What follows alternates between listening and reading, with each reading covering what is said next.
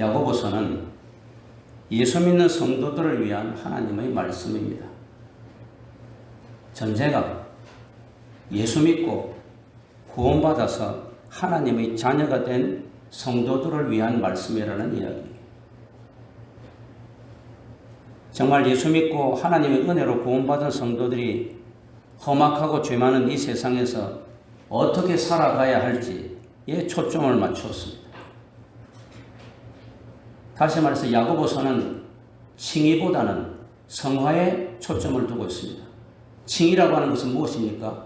우리는 하나님의 은혜로 예수 믿고 구원받았다는 거예요. 내 노력과 공로는 하나도 없고 나의 행함은 하나도 없고 내가 구원받고 하나님의 자녀가 되고 영생을 얻을 수 있는 것은 오직 예수 십자가의 보혈의 은혜다. 그것이 칭의입니다. 그런데 하나님께서는 칭의로 끝나지 않고 우리가 이 땅에 살 때 나는 너를 위하여 몸부림쳐 피 흘렸건만 넌 날 위해서 무엇을 줄래? 우리 반응을 또한 요구하십니다. 이게 성화예요. 이제 우리는 구원받았으니까 내 공로가 아니고 내 노력이 아니고 오직 십자가의 은혜로 하나님의 사랑으로 내가 하나님의 자녀가 되었고 천국 백성이 되었으니까 주님 나라 갈 때까지 어떻게 살아야 되는가? 성화입니다. 어떻게 반응해야 될까? 날마다 주의 거룩을 닮으라고 하잖아요. 날마다 예수 믿는 자답게 살라 그러잖아요. 야고보서는 특별히 이 성화에 초점을 맞추고 있습니다. 다시 말씀드려서 불신자를 위한 메시지라기보다도 이제 하나님의 은혜로 구원받고 예수 믿고 나는 예수쟁이다. 나는 교회의 목사다. 장로다. 집사다. 권사다. 나는 예수를 위해서 사는 자들이다 하는 그런 신자들을 위한 메시지라는 이야기입니다. 오늘 1절에 보면 이 야고보서를 쓴 야고보는 예수님의 동생인데 뭐라고 인사를 하는가 하면 하나님과 주 예수 그리스도의 종이다. 나는 예수님의 동생이다. 그렇게 소개를 해야 좀 사람들에게 어필이 되고 그렇구나 대단하게 좀 뒤에 백그라운드가 있을 텐데 그렇게 하지 않고 나는 하나님과 예수 그리스도의 종이다. 원래 이 야고보는 예수님을 믿지 않았던 자예요. 동생임에도 불구하고 다른 사람들은 예수님을 그렇게 쫓아다니면서 예수님 우리 예수님 하면서 12제자도 예수님을 쫓고 수많은 무리가 예수님을 쫓았는데 예수님을 믿지 않았어요. 그러다가 예수님이 부활하신 것을 보고 그리고 오순절날 성령의 충만함을 받고 난 후에 뒤늦게 막차 탄 거예요. 그런데도 예수님을 더욱더 헌신적으로 열심히 믿어서 그 인격이 변화되어서 예루살렘 교회에 존경받는 그런 지도자가 되어서 베드로가 헤롯 아그리파 1세의 핍박을 통해서 이제 도망가고 난 후에 잠시 목숨을 구하기 위해서 피신하고 난 후에 예루살렘 교회의 2대 담임 목사가 된 사람. 이 야고보 선생이 오늘 이 1절에 보면 자기 예루살렘 교회 성도들에게 편지하는 거예요. 이 예루살렘 교회 성도들은 어떻게 되었습니까? 우리가 사도행전 8장에 보면 알다시피 스데반이 순교하잖아요. 사내들인 공회원들 앞에서 돌에 맞아서 죽잖아요. 이것을 계기로 해서 유대의 바리새인과 서기관들과 대제사장들 종교 지도자들이 예수 믿는 사람들 예루살렘 교회를 핍박하잖아요. 얼마나 눈에 가시였겠습니까? 갑자기 베드로가 한번 설교하니까 3,000명이 회개하는 역사가 나타나고 사람들이 모여서 5,000명이 되고 한 가정당 4사람이라고 치면 5,000명이면 2만 명이에요. 그 당시에 예루살렘에 약 7만 명밖에 없었는데 갑자기 대형 교회도 오늘날 한국 교회도 초대형 교회는 2만 명이면 초대형 교회인데 2만에서 2만 5천 명의 그런 교회가 그리스도 교회가 섰으니 얼마나 눈에 가시 같았겠어요. 그래서 기회만 엿보고 있다가 스데반이 죽는 것을 기회로 해서 예루살렘 교회를 풍비박산을 만들어놨어요. 그래서 예루살렘 교회 성도들이 울면서 이 추운 겨울에 목숨을 구하기 위해서 온 땅에 온 세상에 흩어진 거예요. 로마 제국 전역에 흩어진 것이 여기 그 말이 하나님과 주 예수 그리스도의 종 야고보는 흩어져 있는 12지파에게 문안하노라. 이 12지파라고 하는 것은 야곱의 12아들, 그것이 이스라엘의 건국의 그 기초가 되었잖아요. 그러니까 이스라엘 백성들, 다시 말해서 유대 기독교인들, 예루살렘 교회 성도들을 이야기하는 거예요. 이들이 예수를 잘 믿어보겠다고 집에서도 쫓겨나고 직장에서도 쫓겨나고 사업도 안 되어도 2만 명이 2만 5천 명이 될 정도로 예루살렘 교회가 얼마나 신바람나게 부흥하고 발전했습니까? 사도행전 2장에서 3장 4장에 보면 나오잖아요. 그런데 졸지에 스데반이 뭘 잘못했습니까? 그렇게 성령 충만한 집사, 말씀과 치유의 능력이 있는 그런 집사, 그자가 사내들인 공회 앞에서 예수를 증거했다는 이유 때문에 갑자기 돌에 맞아 죽고, 그것을 기회로 모든 유대의 종교 지도자들과 권력 있는 자들이 교회를 풍비 박산 만들어서 모두가 다 흩어져 버렸대. 그들이 객지에 나가서 사니까 얼마나 힘듭니까? 이 추운 겨울에 배는 고프죠. 낯설고 물설죠. 많은 사람들이 그들을 비웃죠. 또 유대인들은 따라다니면서 괴롭히죠. 너무 힘든 거예요. 왜 우리가 예수 잘 믿고 예루살렘 교회에서 신앙생활 잘하려고 하는데 하나님은 우리에게 이런 어려움을 주실까? 도대체 내가 뭘 잘못했는가? 내가 잘못했다는 것은 예수 열심히 믿으려고 한 것이었는데, 물질도 다 내어놓고 니도 내고도 없이 서로 믿음의 공동체라고 하면서 물질도 다 내어놓았는데, 예수 믿는 것 때문에 내가 모든 것을 다 버리면서 했는데 왜 내가 이렇게 객지에 떠돌러 다니면서 고난과 어려움을 받아야 될 것인가? 도대체 이 고난은 언제까지 있을 것인가? 이것이 온 땅에 흩어져 있는 예루살렘 교회 성도들의 고민이었고 갈등이었고 번민이었어요. 2022년 새해가 밝아왔습니다. 새해 우리 송구영신 예배 때에도 신년 주일 예배 때에도 새해 복 많이 받으세요. 하나님 복이 충만히 임하기를 바랍니다. 덕담이잖아요. 우리 모두는 새해 복을 많이 받기를 원합니다. 계속해서 이 말은 마스크를 쓴 지가 2년이 넘었는데 아직도 마스크를 벗을 날이 요원합니다. 거리두기는 계속 강화되어 가지고 식당에 가도 이것은 무슨 007 첩보작전인지 두 사람은 저기 가고 세 사람은 저기 가고 다 흩어져 가지고 우리 모르는 사이다. 여전히 그러고 있습니다. 참으로 힘을 들여서 1년, 2년 되어서 백신을 연구해서 만들어 놨더니 화이자, 모더나 그 백신을 비웃기라듯이 이 바이러스는 발빠르게 변형되어 가지고 오미크론이라는 이 변형된 이 것으로 세계를 지금 완전히 급속도로 확산시켜 나가고 있습니다. 도대체 이 바이러스가 언제 끝날지 우리는 예상은 하고 있지만 아무도 예측을 할 수가 없습니다. 참으로 새해에는 복도 많이 받고 건강하고 형통하며 신나는 일도 많이 생기기를 우리 모두가 소망하고 저도 바라고 있습니다. 그런데 기대와는 달리 전망이 그렇게 밝지는 않습니다. 여전히 코로나는 전 세계를 위협하고 있고 그로 인하여서 경제적으로, 사회적으로, 정치적인 어려움이 예상됩니다.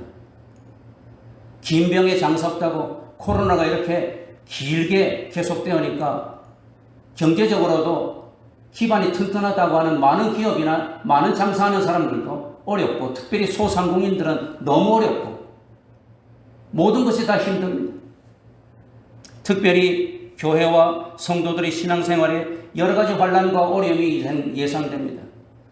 코로나를 핑계로 얼마나 예수 믿는 자들을 핍박하고 얼마나 예배드리는 것을 제한시키고 얼마나 우리 기독교인의 이런 그 놀라운 저력을 갖다가 무시하려고 하고 누르려고 하는지 모릅니다. 사랑하는 성도 여러분, 십자가의 은혜로 구원받고 하나님의 자녀가 된 저와 여러분이 이 세상에서 시험을 당할 때 어떤 자세를 가져야 할까? 오늘 제목을 시험을 당할 때 성도의 자세라고 했는데 저와 여러분이 복잡하고 살벌한 이 세상에서 하나님의 자녀로 예수 믿는 자들로 살면서 여러 가지 시험을 받을 때 어떤 모습을 취해야 할까? 오늘 본문을 구체적으로 살펴보므로 우리의 교훈으로 삼고자 합니다. 오늘 크게 두 가지를 저는 생각해 보고자 합니다. 첫 번째 1절에서 4절에 보니까 시험을 기쁘게 여기라. 야고보 선생이 말씀하고 있습니다. 예수 믿고 구원받은 성도들은 시험을 당하면 기뻐해야 한다는 말입니다. 이 불신자들이나 예수 안 믿는 사람들은 이건 무슨 낯선 말, 너무 낯설다, 너무 생소하다. 지금 중병에 걸려서 다 죽게 생겼는데 기뻐하라, 낯설다.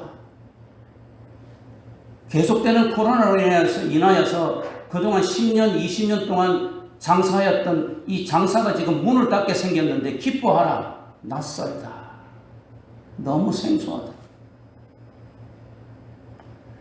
그런데 야고보 선생은 아까 제가 배경을 말했듯이 믿음, 예수 잘 믿어보려고 하고 정말로 예수님을 위해서 살아보려고 했던 그 예루살렘 교회 성도들이 핍박을 받아서 예수 믿는다는 것 때문에 핍박을 받아서 온 천지에 흩어져서 고난과 어려움을 지금 현재 당하고 있는 그들에게 말하고 있는 것입니다.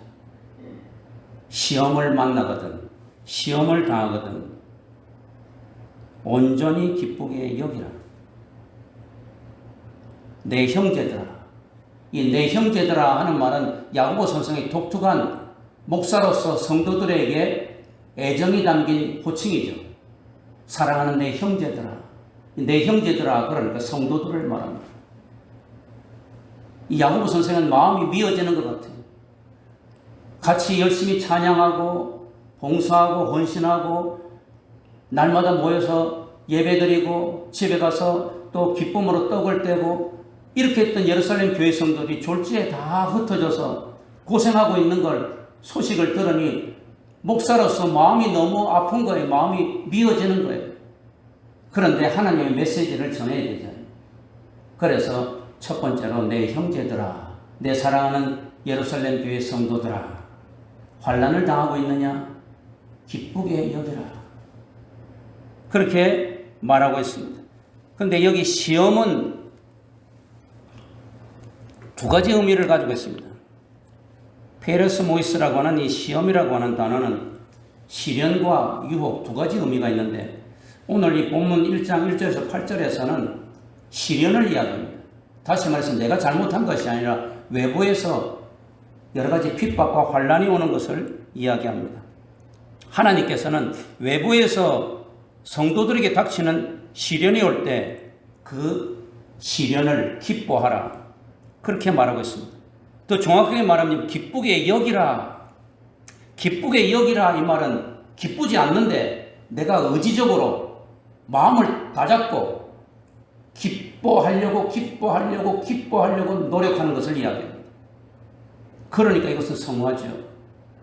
내가 너를 위해서 몸버리고 피 흘려 주었는데 내 목숨을 주었는데 내 사랑하는 아들 너에게 주었는데 너는 나에게 뭘 줄래? 오늘 이제 신년 메시지가 야고보서인데 하나님께서 말씀합니다. 시험이 오고 있느냐? 시련을 당하고 있느냐? 기쁘게 여겨라. 슬프지만 고통스럽지만 괴롭지만 기쁘게 여겨라.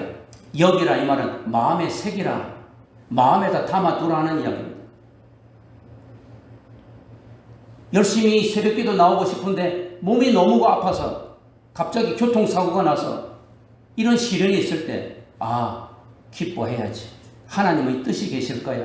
하나님이 나를 여러 가지로 좋게 하시려고 훈련하시는 거야. 기쁘게 여기라. 기뻐하려고 의지적으로 애쓰라 그 말입니다.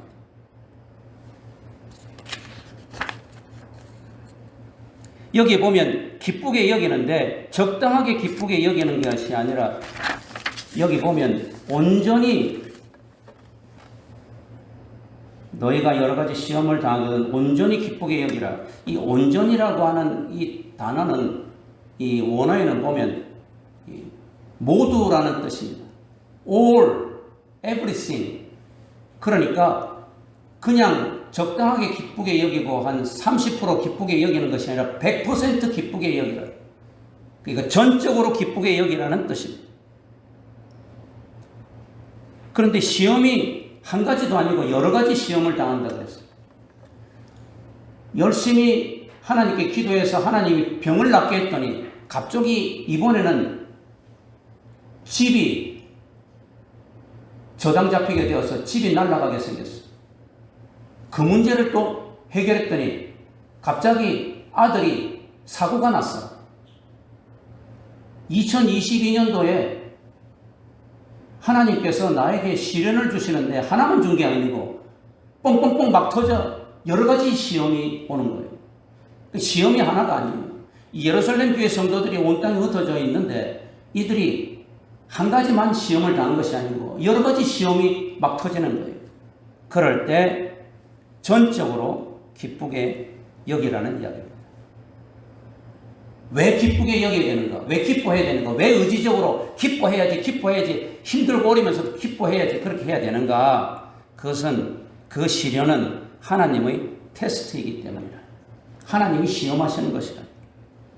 각양각색의 시험은 하나님이 성도들의 믿음을 테스트하기 위한 도구라는 이야기. 하나님은 각양각색의 시험 뒤에 계시면서 성도들의 믿음을 테스트하십니다. 더 나아가서 하나님은 여러 가지 테스트를 통해서 사랑하는 당신의 자녀들을 깎고 다듬으시기를 원하십니다. 그래서 여러 가지 시련을 통해서 하나님이 자녀로서 훌륭한 신앙의 인격을 갖추기를 원하십니다. 그래서 마침내 하나님이 크고 놀라운 복을 사랑하는 성도들이 받기를 원하시는 것입니다. 그래서 여러 가지 시련을 주신다는 이야기입니다. 그래서 예루살렘 교회 성도들이 우리들 생각으로는 2만 명이 함께 모여서 날마다 니것 내것 없이 공동체 생활을 하면서 예루살렘에서 정말 신바람나게 즐겁게 영향력 있게 신앙생활을 했으면 좋겠는데 하나님께서 스데반 순교 사건을 통해서 핍박을 통해서 온 세상에 흩어지게 만들어서 그들이 많은 시련을 당하게 하신 것이라 그 말입니다. 창세기 22장에 보면 1절에 하나님께서 아브라함을 테스트하시고자 아브라함아 너의 아들 이삭을 내가 지시한 모리아 산에 번제로 드려라 그렇게 하셨다고 했어요.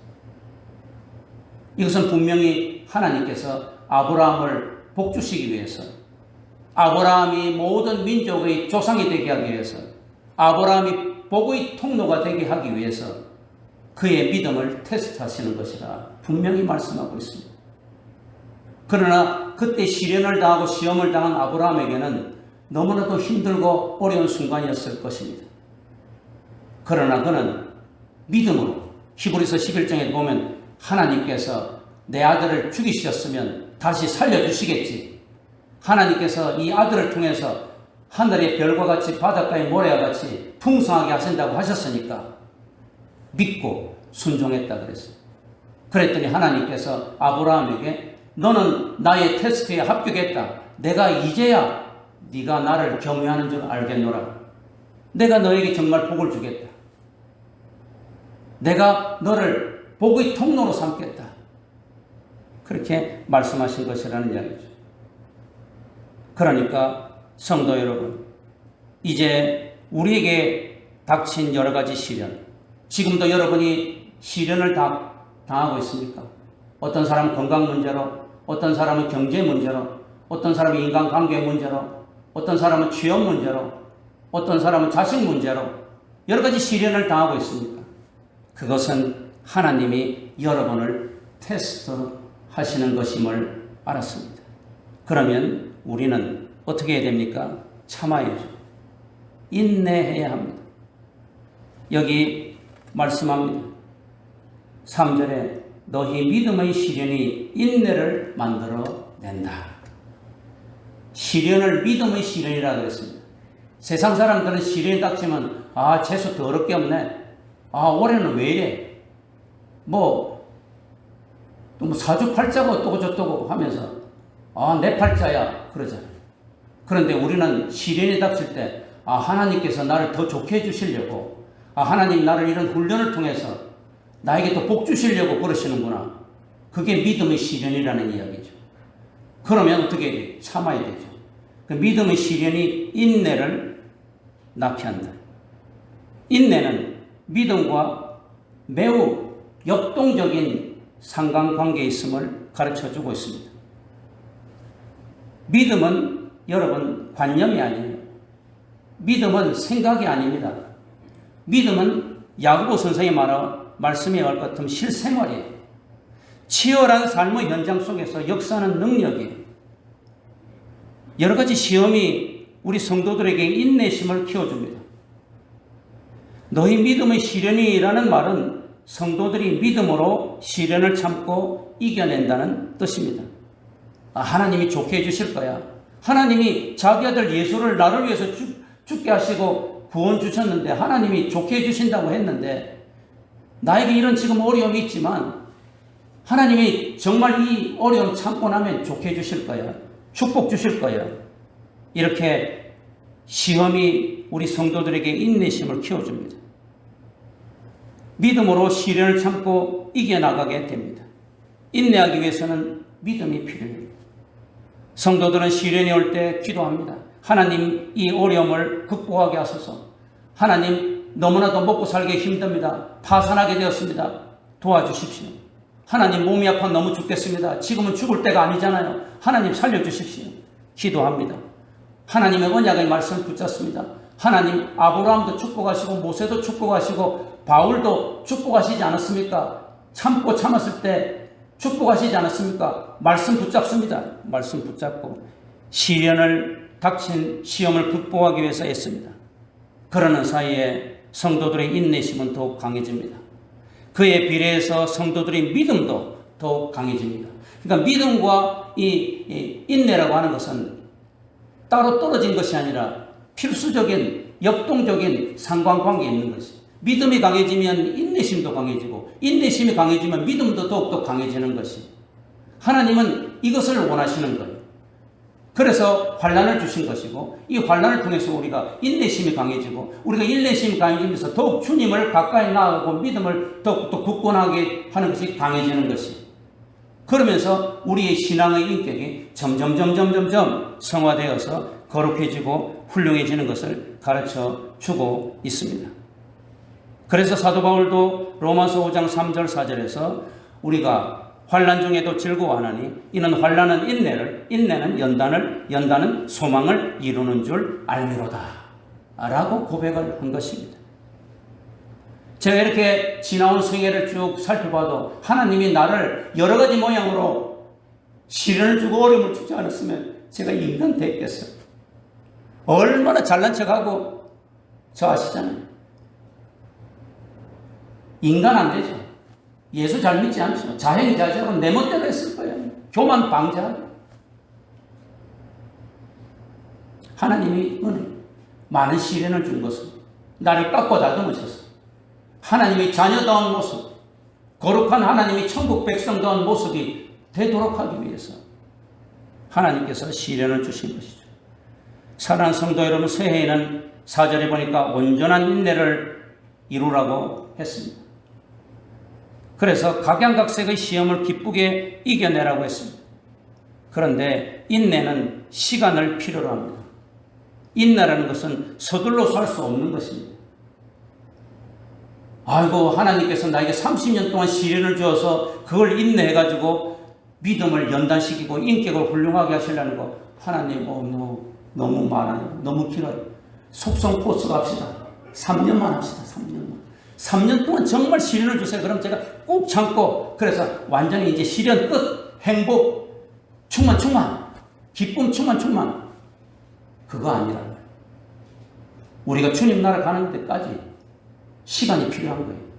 계속 인내가 필요한 거예요. 인내가 깊어질수록 믿음도 더욱더 강해지는 것이.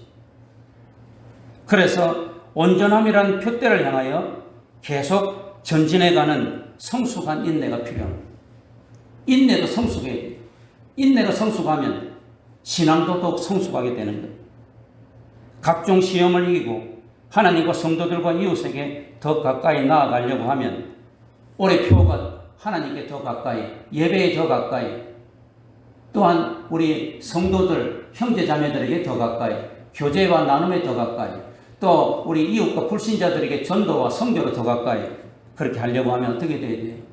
인내해야 되는데 하루아침에 되는 것이 아니라 계속 조금씩 어제보다 오늘이 오늘보다 더 작년에는 5분 인내했으면 올해는 10분 하고 내년에는 15분 하고 이렇게 점점 성숙해가는 인내가 필요한 것입니다. 언제까지? 주님 나라 가는 그날까지. 이것이 바로 성화예요. 이것을 바로 야고보 선생은 야고보서에서 말씀하고 있는 것입니다. 이렇게 성숙한 인내를 잘 감당하는 성도가 오늘 야고보 선생이 말한 온전한 성도. 온전한 성도란 인내 성숙한 성도를 말합니다. 여기에 보면 말씀하고 있잖아요. 인내를 온전히 이루라. 이는 너희로 온전하고 구비하여 조금도 부족함이 없게 하려 함이라. 온전하고 구비하여 비슷한 말이죠. 조금도 부족함이 없게. 완전하게 성숙한 우리 성도들 언제 그렇게 되겠습니까? 주님 나라 가는 날, 예수님 재림할 때까지. 그때까지 우리는 어제보다 오늘이 오늘보다 내일이 점점 더 성숙하는 인내, 성숙하는 믿음. 이것이 2022년도 표어인 하나님께 더 가까이, 우리 형제 자매에게 더 가까이, 이웃에게 더 가까이 하고도 일치가 될 수가 있는 것입니다. 두 번째로, 환난을 당할 때, 여러 가지 시험을 당할 때 예수 믿는 사람들은 어떻게 해야 되느냐? 그 취할 자세는 무엇이냐? 하나님께 지혜를 구하는 것입니다. 당면한 여러 가지 시련과 환난을 도대체 어떻게 기뻐할 수 있는가? 어떻게 즐거워할 수 있는가? 지금 내 자식이 사업이 파산해서 울고 앉았는데 어떻게 기뻐할 수 있겠는가? 지금 내 사랑하는 자가 지금 병이 들어서 다 죽어가고 있는데 어떻게 기뻐할 수 있는가? 내 아들이 그렇게 힘들게 대학을 나왔는데 취업이 되지 않아서 저렇게 고통스러워하고 있는데 어떻게 기뻐할 수 있는가? 이 머리로는 이해가 되는데 예수 믿는 사람들 기뻐해야 된다. 예수 믿는 사람들은 하나님이 다 잘해주실 것이니까 연단받아서 훌륭한 사람 되게 만들려고 하는 거야. 복을 주시려고 하는 거야. 머리로는 이해가 되는데 이 가슴이, 이 정서가, 이 마음이 받아들여지질 않아요. 안 그래? 도대체 이럴 때는 어떻게 되는가? 당면한 시련이 하나님의 테스트인 것은 알겠는데, 그래서 나에게 축복을 주시고 내 인격을 가다듬으려고 하는 것은 알겠는데, 이거 막 하루 이틀도 아니고 한 해 두 해도 아니고 수십 년 동안, 아니 주님 나라 갈 때까지라고 하면 도저히 너무 아프고 너무 오래되고 너무 힘들어서 이런 성숙한 인내, 이런 온전한 인내를 어떻게 할 수 있겠는가? 그때는 어떻게 해야 돼요? 오늘 야고보 선생은 그 대안으로 두 번째로 하늘의 지혜가 필요하다고 합니다. 내 꾀 아니고 인간의 지혜, 세상적인 어떤 능력, 이거 말고 하나님께 하늘의 지혜를 달라고 간절히 기도하라는 것입니다. 오늘 여기 보면 5절에 너희 중에 누구든지 지혜가 부족하거든 모든 사람에게 보여주시고 꾸짖지 아니하시는 하나님께 구하라. 그리하면 주시리라.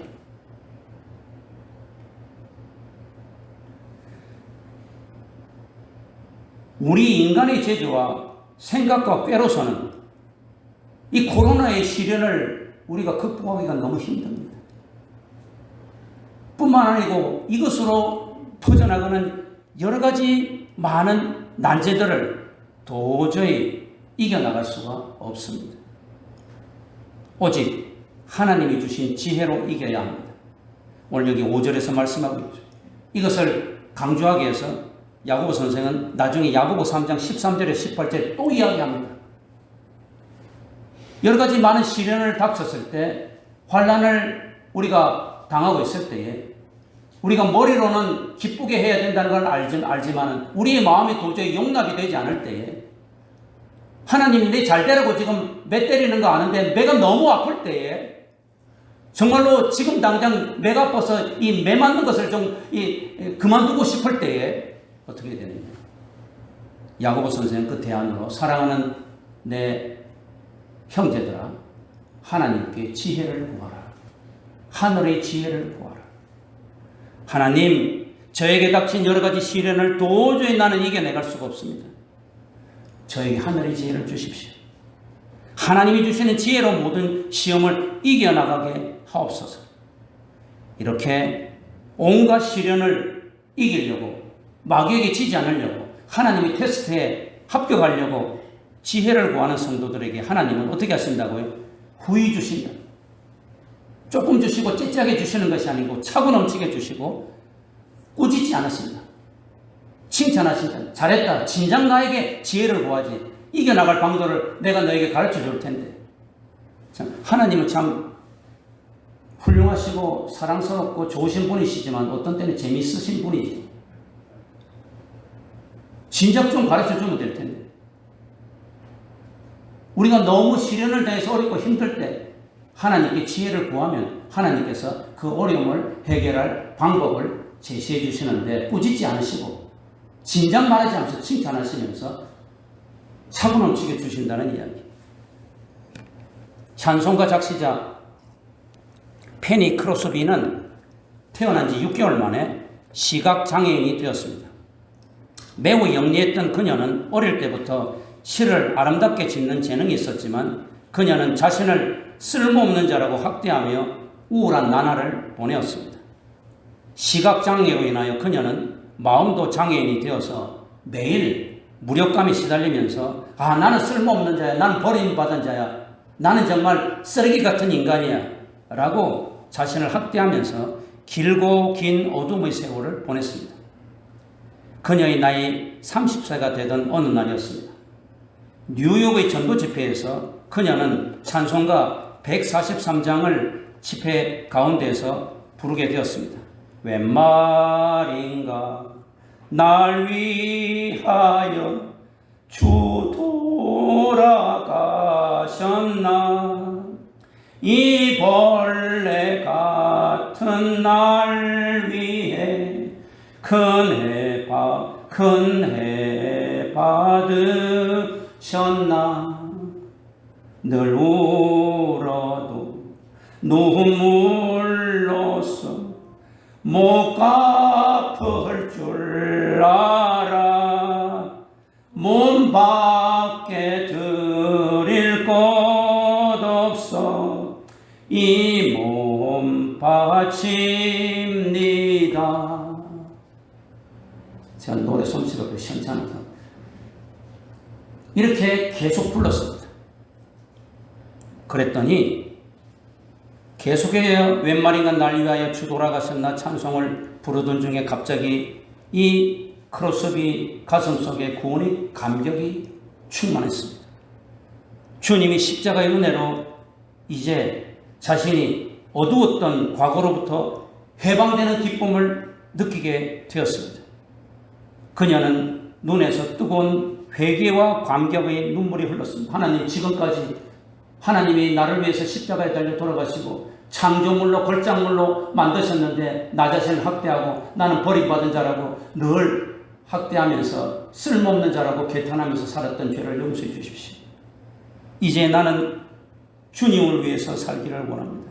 주님의 은혜에 보답하며 살기를 원합니다. 회개와 감격의 눈물을 흘렸습니다. 갑자기 이 찬송을 통하여서 크로스비는 새로운 인생이 열린 것입니다. 그런데 그녀가 여기 몸 밖에 드릴 것 없어 이 몸 바칩니다. 이 부분을 계속 부를 때에 성령의 감동하심을 받았습니다. 주님, 저 같은 자도 주님을 위해서 일할 수가 있나요? 저는 눈도 멀고 아무것도 할 줄을 모릅니다. 그러자 주님이 이렇게 응답하셨습니다. 얘야, 크로스비야, 내가 너에게 시를 쓰고 노래를 짓는 재능을 주지 않았느냐? 그녀는 주님이 주신 그 하늘의 지혜로 크게 깨달음을 얻고, 아하, 그렇구나. 내가 어릴 때부터 시를 좋아했지. 내가 어릴 때부터 이 글을 짓는 재능이 있었지. 몸밖에 드릴 것 없어. 몸밖에 드릴 것 없어. 그렇다, 나는 내 이 재능밖에 주님께 드릴 거 없다. 주님의 은혜에 이 재능밖에 드릴 것이 없다. 그래서 그때부터 이 크로스비는 찬송시를 지었습니다. 95세가 될 때까지 하나님이 주신 지혜로 800곡이나 되는 주옥 같은 찬송시를 지었습니다. 그녀는 주님을 만난 후 구원의 감격을 체험하였을 뿐 아니라 하늘의 지혜를 얻어 위대한 찬송 작사자가 된 것입니다. 사랑하는 성도 여러분, 나는 도무지 내 마음적으로 이 고통과 어려움을 기뻐할 수 없어. 도대체 이 시련을 어떻게 극복해야 할까? 지금도 고민하고 있습니까? 괴로워하고 있습니까? 번민하고 있습니까? 크로스비처럼 하늘의 지혜를 구하세요. 이 야고보 선생이 말씀하신 대로 하나님의 지혜를 간절히 구하세요. 하나님, 이 시련을 극복하는 지혜를 주옵소서. 하나님께서는 후회 주시고 꾸짖지 않으실 것입니다. 성도 여러분, 나의 재주와 결심과 능력으로 시련을 이기는 것은 아닙니다. 하나님이 주시는 하늘의 지혜로 여러 가지 각양각색의 시련을 이겨낼 수가 있습니다. 하나님은 지혜의 근원이십니다. 하나님의 지혜는 무궁무진하십니다. 우리는 이 하나님의 지혜를 믿음으로 구해야 됩니다. 오늘 여기 5절과 6절에 계속 믿음으로 구하라, 하나님께 지혜를 구하라, 현재형을 말하고 있습니다. 계속해서 구해야 된다는 이야기입니다. 우리에게 시련이 한 번만 있으면 한 10일 금식하면서 한 번만 구하면 되겠는데 계속해서 터지잖아요. 2022년도에 시련이 계속해서 터질지 어떻게 합니까? 그러니까 계속해서 구해야 돼요. 계속해서. 병 문제가 터졌을 때 하나님 지혜로 해결했는데 이제 경제 문제로 집 날아갈 때 또 가게가 파산될 때는 하나님이 또 다른 지혜를 주셔야 돼요.